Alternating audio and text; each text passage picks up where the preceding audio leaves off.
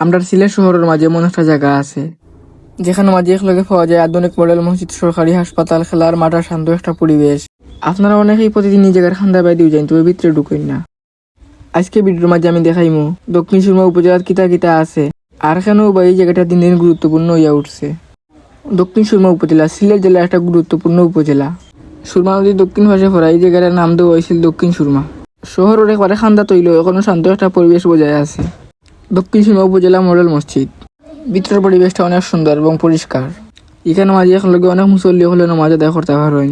মসজিদের নাম যেমন দেখতেও তেমন সুন্দর লাগে। নামাজের পাশাপাশি ধর্মীয় শিক্ষা, ইসলামিক কার্যক্রমের লাগে আলাদা ব্যবস্থা আছে। এরপরে আছে উপজেলা স্বাস্থ্য কমপ্লেক্স। এই জায়গার মাঝে দক্ষিণ সুরমা ও আশেপাশের এলাকার মানুষে স্বল্প খরচে সরকারি চিকিৎসা সেবা নিতে পারেন।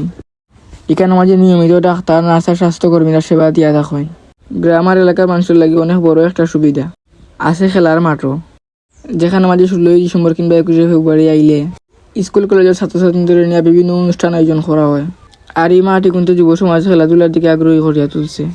এখানে মাঝে আছে উপজেলা পরিষদ আর বিভিন্ন সরকারি দপ্তর ও অফিস।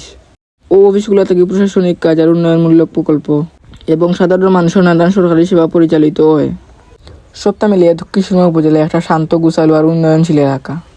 আপনি যদি সিলেটের মনে হচ্ছে না আর গুরুত্বপূর্ণ জায়গায় জানতে চান, ভিডিওর মাঝে লাইক আর ফলো দিয়ে রাখতে পারেন।